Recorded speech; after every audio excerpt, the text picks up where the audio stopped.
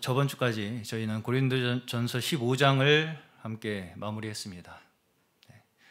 고린도전서 15장은 저희가 2달 가까이 거의 걸쳐서 함께 부활에 대해서 함께 나누었는데요. 고린도전서 15장에서는 사도 바울이 고린도 교회의 많은 문제점들을 그 앞에서 가르치시면서 결과적으로 우리의 신앙의 균형을 이루는데 반드시 우리의 부활 신앙이 중심에 자리 잡고 있어야 한다라는 것을 말씀하고 계신 것입니다.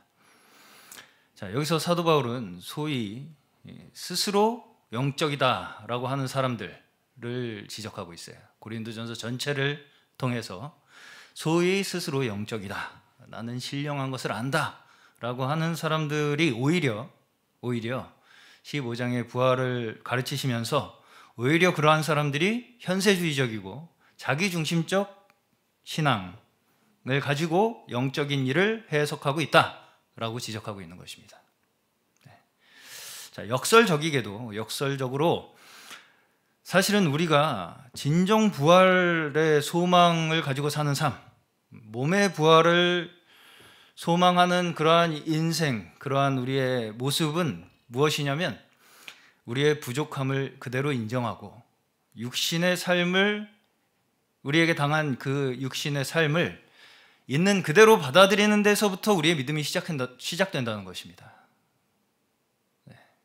여기서 많은 착각이 있어요. 우리가 고린도 후서 4장 7절 한 번만 보겠습니다. 고린도 후서 4장 7절 함께 보겠습니다. 우리 이 보배 질그릇에 가졌으니 이는 능력의 힘이 큰 것이 우리에게 있지 아니함을 알게 하려 함이라. 아멘. 자, 우리가 예수 그리스도를 믿고 성령을 소유했음에도 불구하고 고린도후서 4장 7절에도 그렇게 말씀을 하고 계시죠. 우리의 질그릇, 우리의 옛사람의 육신 속에 귀한 보배를 주셨다. 왜? 하나님께서 우리에게 행하시는 것을 나타내시기 위해서, 우리의 삶을 통해서 나타내시기 위해서 그렇게 우리에게 역사하고 계신다. 그것을 우리가 믿음으로 바라볼 수 있는 그러한 삶을 살아가야 함을 말씀하시는 거예요. 그렇죠? 그것 또한 우리가 지금 현재 당면한 우리의 현실이라는 것입니다. 그렇죠? 우리의 질그릇 안에 우리가 보배를 가지고 살아가는 그러한 우리의 모습이 우리의 현실이다. 자, 우리는 그래서 이 질그릇, 우리의 이 육신의 옛 사람을 저번주에 제가 계속해서 무슨 말씀을 드렸었냐면 우리의 인생의 시간을 통해서 계속해서 심어가는 그 과정들을 통해서 우리에게 주신 예수 그리스도의 생명을 이제 부활의 형체로 꽃 피우게 될 것을 믿는 자들이라는 거예요. 우리가 심어가는 그 과정을 통해서, 우리의 인생을 통해서 우리의 옛 육신의 이 삶을, 옛 육신, 이 질그릇을 우리의 인생을 통해서 심어가는 그 과정들을 통해서 예수 그리스도의 생명의 그 부활의 형체로 우리의 몸이 변화될 것을 믿는 자들이다.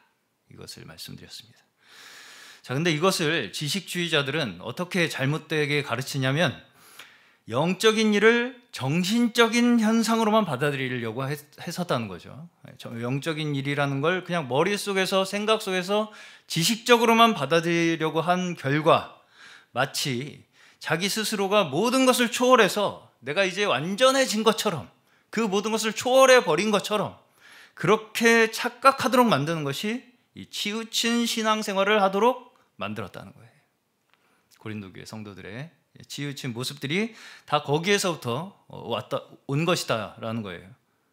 그렇죠? 정신적인 현상으로만 받아들이다 보니, 지식으로만 받아들이다 보니까 마치 내가 그걸 아는 것으로 내가 이미 그게 다 이루어진 것처럼 생각하다 보니까, 그러다 보니까 내가 다른 사람보다 뭔가 더 초월한 것 같고 더 뭔가 우월해진 것 같고, 그런 것을 통해서 스스로를 다른 사람과 분리해내고 내가 마치 특별한 존재가 된 것처럼 생각하게 만들고, 그런 것들이 다시 말해서 고린도전서에서 핵심적으로 말씀하시는 구절이 스스로 아는 줄로 생각하는 사람. 그렇죠? 스스로 아는 줄로 생각하는 사람은 정작 알아야 할 걸 모르는 사람이다. 이렇게 말씀하시고요. 자신이 서 있다고 착각하는 사람. 서 있는 줄로 생각하면 넘어질까 조심하라. 라는 이러한 핵심적인 구절들로 사도 바울께서는 권면을 하고 있는 것입니다. 자, 그런데 이러한 사람, 그렇게 이제 특별하게 자기가 특별한 존재가 된 것처럼 생각하는 그러한 사람들은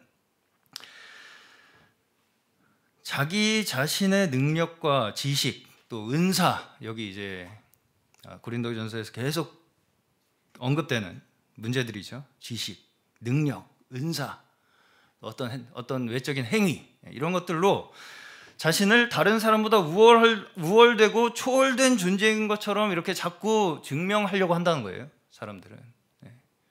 내가 이렇게 어떤 걸 안다, 내가 은사를 가졌다, 내가 이렇게 하는 거다, 이렇게 하는 게 성경적이고 뭔가 이렇게 더 거룩한 것이다, 영적인 것이다 라는 어떤 그런 외적인 행위를 가지고 자신을 자꾸 분리해내려고 한다는 것입니다. 초월된 존재인 것처럼 생각하려고 한다는 거예요.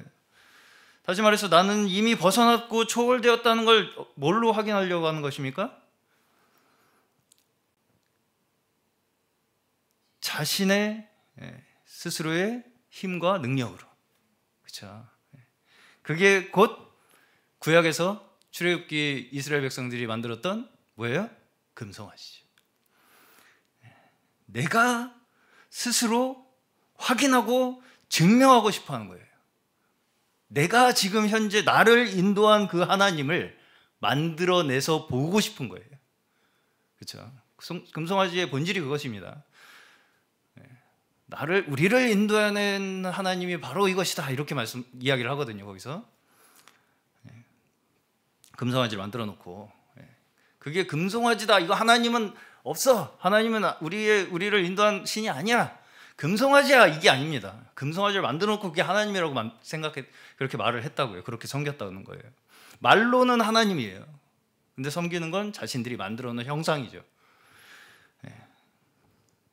그렇게 자신의 눈으로 스스로 내가 여기까지 왔다는 걸 자꾸 확인하고 증명하려고 하는 그 마음이 금송아지를 만들게 된다는 거예요. 그렇죠? 그것이 곧 내 힘과 내 능력을 자꾸 의지함으로써 내가 어떤 사람이 되었다는 걸 자꾸 확인하고 싶어 하는 거라는 거예요. 내 힘과 내 능력으로. 자, 그런 사람들은 심지어 겉으로 봤을 때는 다른 사람보다 뭔가 특별해 보일 수가 있어요. 심지어 뭔가 영적인 것처럼 보일 수도 있고, 뭔가 음식도 막 가려서 먹고, 뭔가 막 결혼도 안 하고, 그런 뭔가 어쨌든 다른 사람과 차별된 행동, 뭔가를 하고 안 하고, 뭐 이런 것들, 그런 것들로 자꾸 다른 사람과 차별된 행동으로 자신의 차이를 확인하려고 한다는 것입니다. 거기에 차이를 두려고 한다고요, 다른 사람하고. 그리고 이제 그런 사람들은 마치 자기의 그런 삶이, 그런 행동이 이게 부활을 소망하는 거지, 이게 하나님을 진짜 믿는 거지, 이게 하나님 나라를 위한 거지 라고 그렇게 스스로 속이는 거예요. 사실 내가 그렇게 하는 게 이게 진짜예요, 이게 라고 속인다고요, 스스로를. 정확하게는 그렇게 내가 사는 것처럼 보이려고 하는 거예요. 그것은, 그렇죠? 그거는 내가 그렇게 사는 사람인 것처럼 스스로에게도 보이고 남한테도 보이고 싶어 하는 거예요. 그렇게 어떤 외적인 행동이나 내 스스로의 지식이나 내 스스로의 어떤 다른 사람과 차별된 어떤 그러한 것들을 통해서 내 스스로 내가 하나님 나라를 위한 사람인 것처럼 보이고 싶어 한다는 거예요. 그걸 자꾸 스스로에게 그걸 증명하려고 한다고요. 내가 하는 게 하나님을 위한 것이고, 이렇게 하면 이기는 자가 돼서 먼저 부활해가지고 그래가지고 이렇게 잘 하다 보면 하나님 나라에서 한 자리 하겠지. 이게 과연 하나님을 믿는 자들의 마음 자세일까요? 네. 그렇죠? 네. 그러겠습니까? 과연? 네. 이렇게 내가 하다 보면 아주 내가 대단한 사람이 이제 나중에 돼갖고 이제 나중에 니네 하나님 나라에 들어갈 때 이제 보자 니네 한번 내가 철장으로 그때는 내가 먼지가 가루가 되게 내가 아주 그런 마음으로 과연 우리가 신앙생활을 하는 것이겠습니까?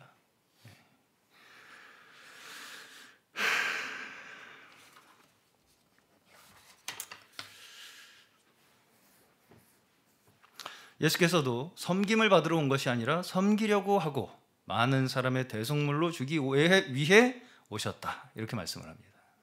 그렇죠? 니네 나중에 후회하지 마라. 이렇게 안 하시고 섬김을 받으러 온 것이 아니라 섬기려고 오셨다. 그리고 다른 사람들의 많은 사람들의 대속물로 자신을 주기 위해서 오셨다는 거예요. 예수께서. 그렇죠? 근데 이걸 우리는 잘못하면 여전히 내가 나중에 뭔가 얻을 지위를 위한 고행 정도로 여긴다는 거예요. 내가 나중에 얻을 높은 지위를 위한 고행 정도로 여긴다는 것입니다. 우리의 신앙생활을. 자, 근데 예수님을 보시면 예수님의 마지막이 어땠어요? 엘리 엘리 라마 사박다니 어찌하여 나를 버리시나이까? 나의 하나님 어찌하여 나를 버리시나이까? 사람들이 버린 건 고사하고 하나님께조차 버림받았어요. 십자가 위에서 완벽하게 버림받았어요. 십자가 위에서. 그게 예수님의 마지막이었어요. 이 육신의 삶의 마지막. 그렇죠? 그 탄식 속에서 완전한 버려짐에 처하셨음을 볼 수 있어요. 완전히 버려지시고 완전한 죽음을 거치신 후에야 비로소 부활하심을 우리가 볼 수 있습니다. 그러면서 이제 우리에게 뭐라고 말씀하십니까? 각자 자기 십자가를 지고 나를 따를 것이니라. 다시 말하면 우리의 이 땅에서의 삶은 부활의 결과만을 가지고 살아가는 사람들이 아니라는 거예요.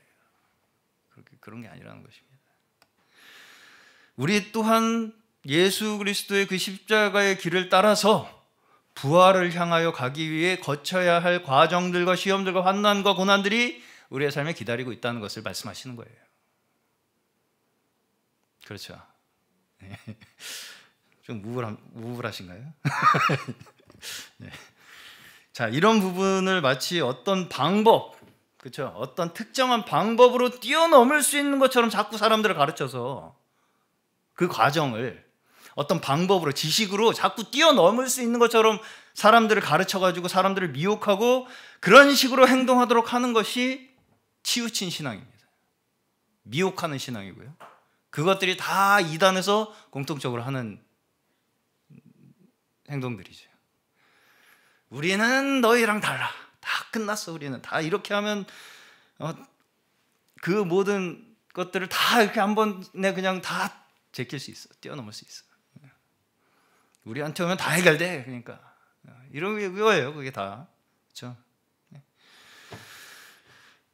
그래서 이제 현실 도피적 신앙생활이 될 위험성이 거기에 있다는 것입니다. 그렇기 때문에 그래서 다 현실 도피하잖아요. 그 이단들은 다 자기들끼리 막 심지어 어디 섬에 가서 살고 막 그러지 않습니까?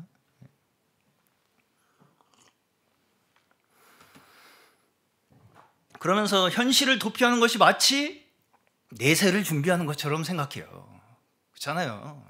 거기 자기들끼리 섬에 가서 사는 게 그게 천국 가는 사람들끼리 사는 거라고 생각하잖아요. 네, 자기들끼리 천국 가는 거라고 생각하잖아요. 그게 천국 가는 겁니까? 네.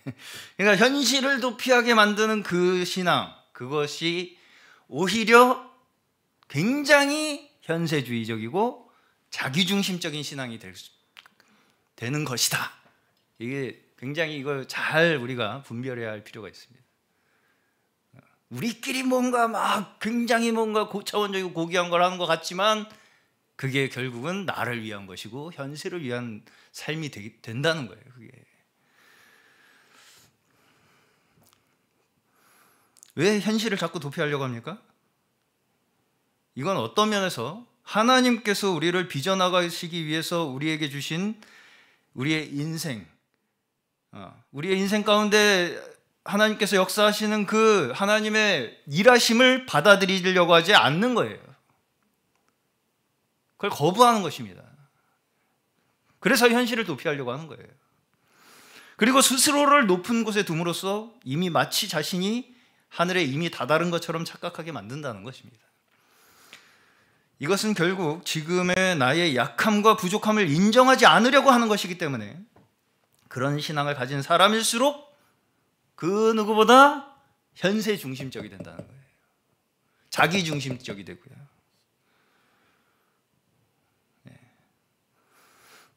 내 약함과 부족함을 인정하지 않으려고 하는 그 마음이 더 크면 클수록, 커지면 커질수록 그 누구보다 나 중심적으로, 그리고 이 땅에서 사는 이 땅에서의 삶만을 중요하게 생각하는 그러한 모습이 되게 된다는 것입니다. 자, 우리는 스스로의 힘으로 자신을 완벽하게 만들 수 있을 것처럼 생각해요. 내 힘으로 나를 완벽하게 만들 수 있을 것처럼 생각한다고요. 그리고 이건 신앙적인 태도에서만 볼 수 있는 것이 아니라 사실은 모든 사람들이 가지고 있는 태도입니다. 사람들은 나의 약함과 나의 온전치 못함, 나의 부족함을 확인하면 할수록 어떻게 하냐면 내 스스로의 힘으로 계속 그 자신의 부족함과 약점을 보완하고 방어하려고 해요. 그리고 숨기려고 하죠, 자꾸. 그 자체가 현실을 도피하는 거예요.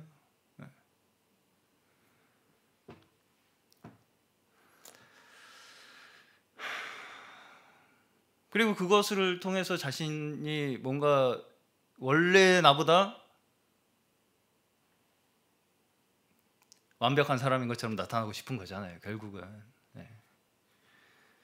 자, 그렇지만 믿음이라는 것은 나의 약함과 나의 부족함을 있는 그대로 내가 바라보면서 오직 하나님께 온전히 우리의 삶을 의지하는 그러한 자에게 믿음이 주어지는 거예요.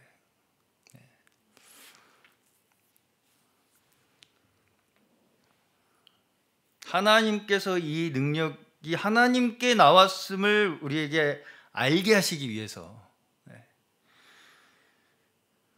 우리에게 이 인생을 살게 하신다는 거예요. 우리가 성장한다는 것은 사실상 우리가 할 수 있는 것이 거의 없다는 걸 깨닫는 거예요. 성장한다는 것은. 그리고 하나님의 크신 역사 가운데 우리의 삶이 놓여져 있다, 이걸 깨닫는 것이 성장하면 할수록 우리가 알게 되는 것들입니다. 그렇기 때문에 진정 우리가 부활을 소망하면서 바라보는 그러한 자들은 오히려 나에게 주어진 내 인생과 나의 모습을 그 누구보다 현실적으로 있는 그대로 바라보고 받아들이는 자예요.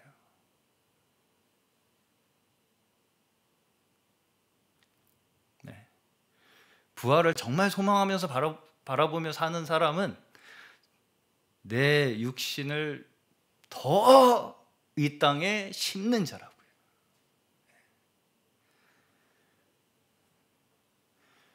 자, 우리는 심지어 신자와 불신자조차 우리의 관점으로 판단할 수 있는 사람들이 아니에요. 우리는 너무나 쉽게 어떤 사람을 지옥행 열차에 태우고 싶어 합니다. 넌 지옥행 열차 타라, 그냥 지금. 그리고 이 땅에서, 우리가 사는 이 땅에서 우리만의 세상을 만들고 싶어 하는 것 같은 그런 때가 있는 것 같아요. 그렇죠? 그렇지만 우리가 살아가는 이 세상조차 사실은 끝까지 이 세상 마지막 마칠 때까지 신자와 불신자가 섞여 살고 있게 될 수밖에 없으며, 그 속에서 하나님께서 어떻게 역사하시고 어떻게 우리에게 일하시고 구원하시고 계신지는 우리는 온전히 알 수 없습니다. 알 수 없어요. 누가 구원하실지, 누굴 구원하실지, 누구를 구원하실지조차는 우리는 알 수 없어요. 그렇기 때문에 신자들이 가져야 할 마땅한 태도는 무엇입니까? 사실 하나님께서 세상을 이처럼 사랑하셨듯이 여전히 하나님께서 세상을 향하여 긍휼의 손을 펴고 계시듯이 그 구원의 역사를 행하고 계시듯이 우리 또한 모든 사람을 사랑의 눈으로 바라보면서 그 구원하기 원하시는 하나님의 마음이 우리가 가져야 할 마땅한 마음인 줄로 믿습니다. 우리는 먼저 부르심을 받은 자들일 뿐이에요. 먼저 부르신 것은 왜 우리를 먼저 부르셨겠습니까? 세상에 하나님의 영광을 증거하라고 부르신 거죠. 다른 사람 판단하라고 부르신 게 아니라, 다른 사람 지옥행 열차 태우라고 부르신 게 아니라 영광을 증거하라고 부르신 것입니다. 그렇기 때문에 우리는 근본적으로 다른 사람들과 너무 심하게 배타적으로 선을 긋는 그러한 일을 하는 자들이 아니에요. 그렇겠죠? 그렇겠죠.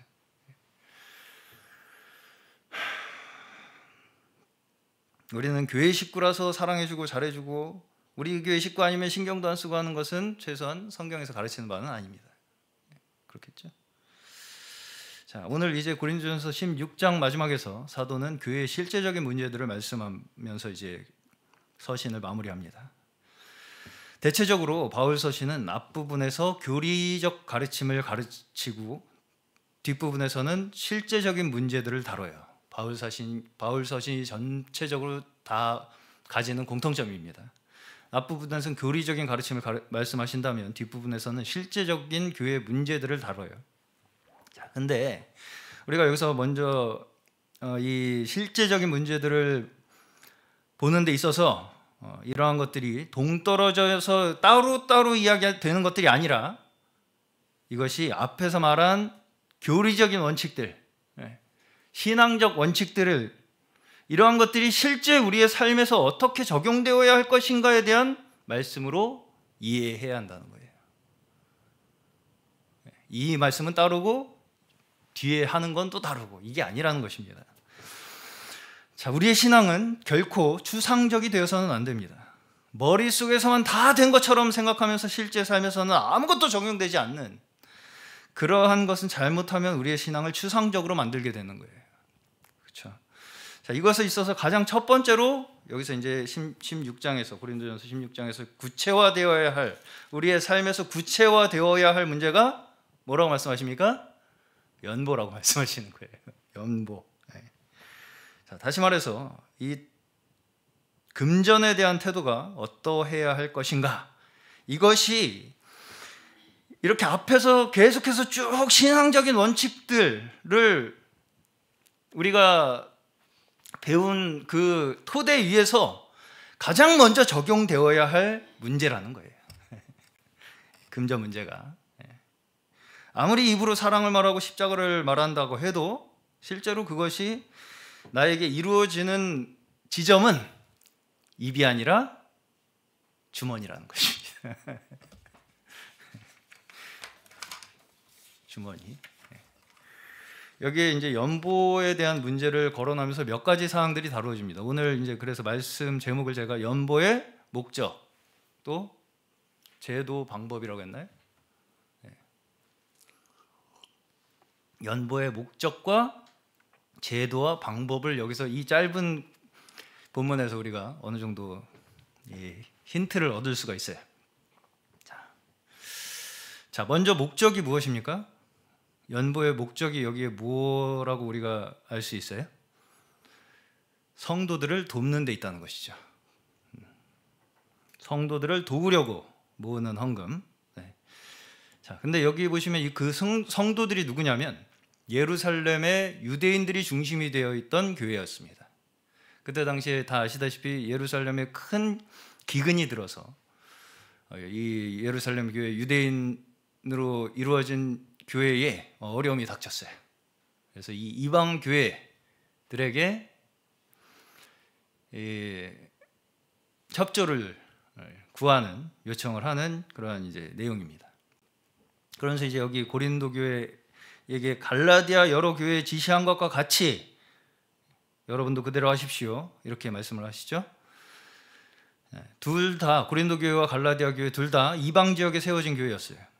그렇기 때문에 사실은 문화도 다르고 사상도 다르고, 특히 갈라디아 교회 같은 경우는 유대 그리스도인들 중에서도 율법주의를 주장하는 사람들에 의해서 시험을 들기도 했던 교회였어요, 갈라디아 교회는. 그럼에도 불구하고 사도 바울은 서로 돕기를 권면하고 있습니다. 그렇게 다른 문화관과 다른 사상, 다른 배경을 가진 사람들이 이루어진 그 교회들 간에 서로 돕기를 권면하고 있다고요. 여기서 우리가 드리는 연보의 목적을 조금 생각해 볼 필요가 있습니다. 연보의 목적, 1차적으로는 구제의 목적이라는 것입니다. 어려운 상황에 있는 형제를 돕는 것이 헌금이 쓰이는 1차적 목적이 된다는 것입니다. 그것을 알 수 있죠. 그리고 이제 근데 이것에 대해서 우리가 한 번 더 생각해 봐야 될 문제가 뭐냐면, 이걸 누가 누구를 돕는다의 차원으로 접근해서는 안 된다는 거예요. 내가 누구를 돕는다. 자, 12장에서, 고린도전서 12장에서 은사에 대한 말씀을 하시면서 지체를 하나님께서 우리에게 고르게 은사를 주셨다, 이렇게 말씀하시죠. 지체들에게 하나님께서 우리에게 은사를 고르게 주셨다, 고르게 하시기 위해서 주셨다. 이것에 따라서 우리가 만일 정말 진정 하나님의 몸된 지체들이라는 것을 우리가 믿는 자들이라면, 서로 가진 것을 나누는 것은 사실은 매우 당연한 결과로 나타난다는 거예요. 몸의 피가 한 곳에 고이면 썩듯이, 그렇죠? 한 곳에 고이면 썩고 터지잖아요. 교회의 지체들 간에도 서로를 돌아보고 필요를 채워주는 것이 실제적으로 서로를 지체로 여기는 믿음에서 나오는 행위라는 것입니다. 어떤 면에서 우리가 가진 것이 모두 정말 진정 우리가 하나님께서 주신 선물이라고 우리가 믿는다면, 은사와 같이, 은사도 그렇게 말씀하시잖아요. 남을 위해서 사용하라고 주신 게 은사지, 너를 위해서 너 잘났다고 증명하라고 주신 게 은사가 아니다, 이렇게 말씀하시잖아요. 마찬가지라는 것입니다. 우리가 가진 그 모든 것이 다 하나님께서 주신 선물이라고 우리가 믿는다면, 우리의 소유 또한 당연히 하나님께서 주신 선물이고, 그것 또한 교회의 덕이 되게 하기 위한 은사의 일부로서 우리가 여겨야 한다는 것입니다. 그렇죠? 맞나요? 자, 그러면 이제 이 헌금을 어떻게 모으고 집행하는가, 이것에 대해서 또 이야기를 합니다. 여기 보시면 2절에 매주 첫날에, 그렇죠? 수입에 따라 얼마씩 따로 모아두라, 이렇게 말씀합니다. 수입에 따라 얼마씩 따로 모아두라. 그러면서 이제 사도 바울이 갔을 때서야 헌금하지 마라, 이렇게 말씀하시죠. 내가 가서야, 그때서야 돈 모으려고 하지 마라. 매주 정기적으로 해라. 네. 이 말씀이 무슨 말씀이겠습니까? 자, 다시 말해서 우리가 드려지는 것은 오직 하나님께 드려지는 것이 되어야 한다는 거예요. 하나님 앞에서. 어떤 상황에 우리가 갑자기 휩쓸려서 막, 감정이 갑자기 휩쓸려서 막 사도 바울이 와가지고 막 헌금 인도하니까 막 그냥 막 약정해 니네, 그렇게 해서 하지 말라는 거예요.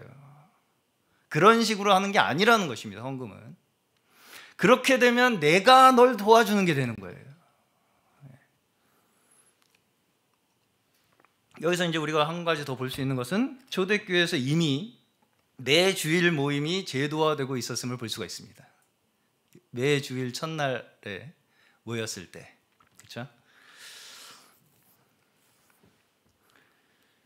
다시 말해서 이 헌금이라는 것은 예배의 일부여야 한다는 거예요. 예. 하나님께 우리가 드리는 이 예배의 일부가 되어야 한다는 것입니다. 그래서 그 예배의 일부로서 예배를 드리는 우리의 마음과 함께 각자가 하나님 앞에 우리의 물질도 드려지는 것이어야 된다는 것이죠. 그렇죠? 예. 그래서 그거를 특별히 누구를 위해서 내가 도와준다 이게 아니라 항상 내가 예배에 임하는 그 마음과 함께 내 물질도 함께 나가는 그것이 모아져서 그것이 이제 어떻게 집행됩니까? 교회가 선정한 사람에 의해서 집행되도록 하라는 거예요. 그렇죠? 네. 그렇게 나오죠. 네. 내가 그 길로 가게 되면 그때 3절입니다. 그때 여러분이 선정한 사람에게 내가 편지를 써주어서 여러분이 선정한 사람들이 있어요. 이미 재정위원이 재정위원이 있으면 내가 편지를 써줘서 그에게 여러분의 선물을 가지고 예루살렘으로 가게 하겠습니다. 네. 그렇죠? 그러니까 교회에서 선정한 어떤 담당자가 거기에 그 모아진 물질을 가지고 예루살렘 교회로 가도록 사도 바울이 주선을 하겠다는 거예요. 그렇죠? 그러면서 이제 4절에 만약에 나도 가는 것이 좋다면 나도 함께 갈 것입니다. 네. 그런 거죠. 네. 자, 여기서 여러 가지 우리가 생각해 볼 만한 부분들이 있습니다. 그렇죠? 먼저는 사도 바울이 결코 교회의 재정을 자신의 임의대로 사용하지 않았다는 것입니다. 재정을 집행하는 데 있어서 담당자를 선정하는 데 있어서 심지어 여기에 사도 바울은 개입하지 않습니다. 그렇죠? 그렇죠? 네. 사도 바울이 내 말대로 해. 내 말대로 하는 게 가장 영적이고 성경적이고 하나님 말씀대로 하는 거야. 이렇게 말씀하지 않는다고요. 너희들이 선정한 그 사람에게 내가 맡기겠다. 이렇게 말씀하신단 말입니다. 자, 단지 바울은 지금 사용 목적과 방법을 제시해주는 역할을 할 뿐이에요. 그렇죠? 그 물질을 교회에서 모아진 그 헌금을 어떤 목적으로 어떻게 집행하라는 방법을 제시해주는 역할을 할 뿐이지 그것을 자신의 의지와 의도대로 이끌려고 하지 않는다는 거죠. 그 목적과 방법을 가지고 적용해 나가는 건 교회 구성원들이 적극적으로 참여함으로써만 해결할 수 있는 일이에요. 그렇죠? 여기서 이미 우리는 사실상 교회의 제도가 시작되고 있음을 봐야 됩니다. 교회의 제도가 시작되고 있는 거예요, 지금. 그렇죠? 선정이 되잖아요, 교회에서 벌써 담당자가. 14장에서 말씀하는 교회의 질서, 교회에서 지켜져야 할 질서가 실제적으로 지금 적용되고 있는 것입니다. 그렇죠? 앞에 말씀하신 것들이 실제적으로 어떻게 적용되어야 하는가에 대해서 이제 실제적으로 가르치고 있는 거라고요. 그러한 질서들, 순서, 일의 순서가 있어야 된다. 일의 질서가 있어야 한다는 걸 말씀하시는 거예요. 그걸 가르치시는 거예요, 지금. 그렇죠? 앞에 교리적 가르침이 이렇게 우리가 실제로 해야 할 문제들에 대해서 어떻게 연결되고 어떻게 적용되어야 하고 있는지를 우리가 잘 살펴보아야 합니다, 여기서. 자, 이것 또한 우리가 어떤 한 사람의 뛰어난 은사에 너무 의존되어 가지고 알아서 하시겠지, 목사님이 알아서 하겠지, 이런 식으로 처리하려고 하는 것 또한 뭐겠습니까? 스스로 완전하고 초월했다고 하는 치우친 신앙관에서 나오는 거예요. 그렇죠? 그렇죠? 무슨 말씀인지 이해 가십니까? 네. 한 사람의 은사가 완전하고 뛰어나기 때문에 그 사람이 하면 다 된다고 생각하는 거라고요. 그게 잘못하면. 네. 그런 거 아니라는 거예요. 사도 바울도 자신을 그렇게 자신하지 않아요. 그렇죠? 그리고 정작 그래놓고 나중에 또 딴소리하고 원망하는 게 현실입니다. 딴소리 해요. 꼭 목사님한테 다 맡겨놓고 목사님 그 결과가 잘못되면 목사님 원망합니다. 다. 네. 이런 것들을 현실적으로 있는 그대로 인정하고 받아들이는 것에서부터 나온 것이 제도예요. 우리의 약함과 부족함을 있는 그대로 인정하고 받아들이는 데서부터 나오는 것들이 제도라고요. 네. 자, 특히 영지주의적 사상의 영향을 받게 되면 어떤 제도 같은 것을 무시하려고 하는 그런 모습들이 나타나요. 네. 그리고 무조건 뭔가 성령의 인도를 따르면 된다라고 하는 약간 추상적인 그런 생각을 하게 됩니다. 성령의 인도를 따르면 되지 뭔 제도야. 그러면서 막상 하는 건 자기 마음대로예요.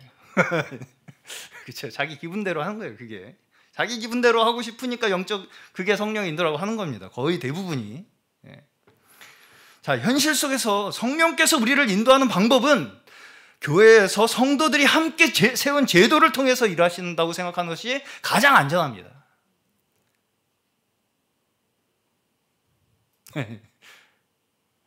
너무 당연한 얘기죠. 근데 사실 고린도전서 저희가 나눈 바로는 이게 결국은 마지막으로 사도 바울이 말씀하시고자 하는 바예요. 지금 그렇죠?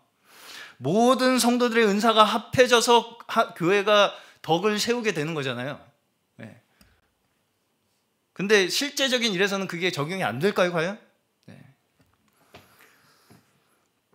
현실 속에서 우리를 성령께서 인도하시는 방법은 성도들이 교회에서 함께 세운 제도들을 통해서 하나님께서 우리를 인도하시는 거라고요. 그렇게 생각하는 것이 가장 안전한 방법이에요.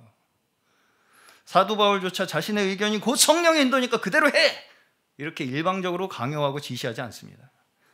성도들이 회의에서 동의, 제청, 투표 이런 과정을 통해서 정해지는 그 결정이 곧 교회의 결정으로 받아들이는 거예요. 교회의 결정을 자기 개인의 성령의 느낌과 같은 어떤 추상적인 개념보다 사도 바울은 앞에 두고 있는 것을 볼 수 있습니다. 교회의 결정, 교회에서 상의하고 논의하고 결정한 그 결정을 내가 생각하는 대로 하면 다 될 것 같은데? 라고 하는 것보다 더 앞에 두고 있다고요. 뭐 그런 생각을 하고 있었다는 그 암시는 없습니다. 그냥 그렇게 이제 만약에 사도 바울께서 그런 마음에 그런 게 있었다면, 자신의 의지가 있었다면, 의도가 있었다면, 그럼에도 불구하고 그런 내색은 하지 않고 교회의 결정을 더 앞세웠다고요. 앞세우고 있다는 걸 볼 수 있다고요. 사실 그렇기 때문에 그 어느 공동체보다 교회는 사실상 민주적 의사결정에 의해서 운영되는 게 교회예요. 사실은. 자, 우리는 한 사람 한 사람이 다 하나님께서 주신 지체이고 우리 한 사람 한 사람이 다 교회를 위해 세우신 은사들이기 때문입니다.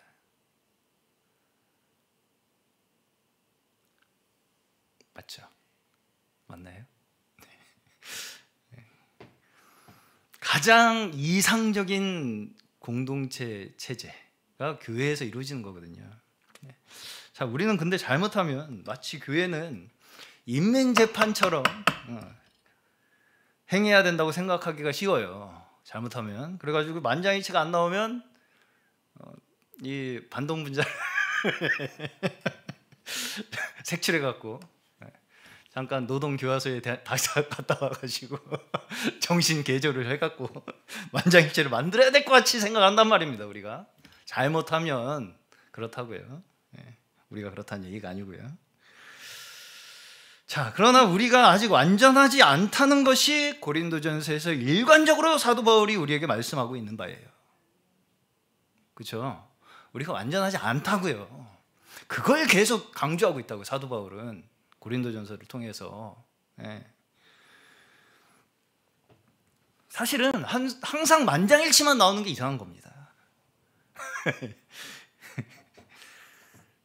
언제든지 우리는 누구에게서든 다른 의견이 나올 수 있다는 걸 우리는 당연하게 받아들여야 돼요. 그럼에도 불구하고 교회의 다수의 결정에 우리가 따르고, 그렇죠? 그러한 과정에서 서로 설득하고 조율하는 그 과정 자체가 사실은 교회가 세워지고 온전해지는 과정이에요. 그걸 너무 두려워하지 말고 그걸 너무 불편해할 필요가 없어요. 설교 한 번 들으면 완전해집니까? 설교 한 편 들으면 완전해져요, 막. 자, 저 또한 뭔가를 결정하기 위한 위치에 있는 사람이 아닙니다. 교회에서는 더더욱이나 그런 거예요. 이 성경에 따르면 그저 목적과 방법과 제도를 최선을 다해서 성경에서 그 모델을 찾아서 제시하는 일을 할 뿐입니다. 그리고 그 말씀을 통해서 제가 이제 증거하는 이 말씀들을 통해서 최선을 다해서 성도들의 마음을 모으고 방향을 다시 바로 잡는 그러한 역할을 할 뿐인 것이, 어떤 결정을 혼자서 막 다 하고 절대 그런 일을 해서는 안 됩니다. 저희는 사실 교회 운영에 있어서 모든 성도들이 한 사람도 빠짐없이 적극적으로 동참해서 함께 하는 것이 가장, 여기에 보시면 사도 바울의 가르침에 가장 충실한 모습입니다. 그렇죠? 네. 자, 그렇기 때문에 너무 다른 사람들의 다른 의견들을 너무 불편해하지 마시고 잘 들어보시고 서로 이해하려고 노력하는 마음이 저에겐 더 필요하다고 생각합니다. 그리고 이제 교회 일에 대해서도 그 일은 내 일 아니야 뭐 이런 생각하지 마시고, 그런 어떤 논의가, 교회에 논의가 있는 자리에 감시자만이라도 앉아 있는 게 중요한 거예요. 감시자로 어떻게 하나 잘하나 보자, 이런 거라도 앉아 있는 게 중요하다고, 교회에서. 무슨 말씀 이해 가십니까? 목사님이 알아서 잘하겠지, 운영위원회가 알아서 잘하겠지 맡겨만 두면 그게 나중에 반드시 불평과 원망이 될 위험성이 커집니다. 그렇죠? 그런 일 너무 많이 보잖아요, 우리가. 자, 그리고 근본적으로 우리는 어떤 외적인 일을 성공시키는데 우리의 목적이 있는 게 아니죠. 사람 자체가 목적인 것이 우리의 공동체입니다. 우리 교회의 목적은 사람 자체가 목적이라고요. 어떤 일을 성공시키는 게 목적이 아니라. 이것이 이 세상의 공동체와 반대되는 일이에요. 우리는 일이 수단이 되는 단체, 공동체입니다. 일이 수단이 돼요. 일이 도구예요. 사람이 도구가 아니라. 세상은 사람을 도구로 만들어서 일을 하죠. 사람을 도구로 만들어서 일을 이루어내려고 하잖아요. 근데 교회는 일이 도구가 되어서 사람을 만드는 일을 하는 거라고요. 일을 도구로 사람을 만드는 일을 하는 게 교회라고요. 그러면 이제 어떤 분들은 그렇게 해가지고 언제 날밤 새고 일이 되냐, 그게. 일 안 돼도 상관없습니다. 상관없어요. 일을 하는 게 문제가 아니라고요. 그래서 사실 교회는 일이 그렇게 빨리 진행되지 않습니다. 그걸 받아들여야 돼요, 그냥. 일이 목적이 아니기 때문이죠. 그 순서와 질서가 중요해요. 성직 같아서 그냥 혼자 확 해버리면 속이 시원할 것 같죠? 다. 그 누구든지 다 그렇습니다, 그거는. 모르는 사람 없어요. 다은이도 알 거예요. 어떻게 하면 된다는 거. 그 마음을 서로 인내하고 참음으로 함께 해나가는 것이 교회의 유익이 되며 덕을 세우는 길이라는 것을 기억하시기 바랍니다. 우리가 인내해야 될 것이 그런 것들이에요. 내가 내 성질 같으면 확 그냥 이렇게 그냥 그걸 인내하는 거예요. 자, 그래서 어떤 면에서는 교회의 계획은 좀 미리미리 세워서 함께 논의를 해 나가는 것이 또 필요한 부분이기도 합니다. 자, 우리에게 주시는 환경들을 통해서 하나님께서는 더욱 하나님을 가르치십니다. 하나님이 어떤 분이신지를 가르치시는 거예요. 그리고 서로에 대한 이해를 더 깊어지게 하시는 것입니다. 우리 지체들이 서로를 이해하는 것을 이 환경들을 통해서 더 깊어지게 하신다고요. 그렇죠? 그렇게 서로에게 덕이 됨으로써 우리에게 주신 하나님의 은혜가, 이렇게 우리가 잘 하나님의 이 교회로 덕이 세워지잖아요. 우리 가운데에서 그것이 세상에 흘러나가는 거예요. 이 은혜가. 그 은혜가 주변으로 흘러 넘쳐가게 되는 것이 우리의 교회의 존재의 의미예요. 그것이 바로 하나님께서 우리를 완성시켜 나가시는 방법이라는 것이죠. 우리를 완성시켜 나가시는 방법, 그리고 하나님께서 세상에 그분의 영광을 나타내시는 방법, 그것이 여기 있어요. 교회에 예. 자, 다시 원점으로 돌아가서 우리의 모든 것은 누구 것입니까? 하나님 것이죠. 하나님께서는 그것을 우리가 어떻게 누구와 어디에 나누어 사용하시느냐를 보시는 거예요. 사실은 하나님께 우리는 드린다는 표현이 성립되지 않습니다. 왜냐하면 다 하나님 것이니까 원래. 그래서 연보라는 의미가 무엇이냐면 사실 하나님 앞에서 버린다는 뜻이에요. 연보는 하나님 앞에서 내 것을 버린다는 뜻이에요. 다시 말해서 하나님의 뜻에 따라 내 소유를 사용할 것에 대한 믿음의 행위라는 거예요. 이것이 하나님의 뜻에 따라 내 소유를 사용할 것에 대한 믿음의 행위, 이것이 연보라는 것입니다. 그리고 그것이 우리가 우리의 소유를 가지고 행하는 그 행위가 얼마나 우리가 믿음의 이 공동체에 대한 소망을 가지고 있는가에 대한 우리의 믿음을 나타내는 것이죠. 그리고 우리 공동체로 인해서 하나님께서 일하시고 역사하실 것을 소망하는 것이죠. 행위죠. 그 소망의 행위라고 해요. 그것이 나타나는 거죠. 그렇게 나타나는 거죠. 우리의 소유를 나누음으로써, 연보로서. 자, 우리에게 이렇게 귀한 교회의 지체가 되게 하여 주시고 또 하나님의 역사 가운데 우리가 쓰임 받을 수 있는 그 축복에 감사가 넘치는 저희 모두 되시기를 주의 이름으로 축원합니다.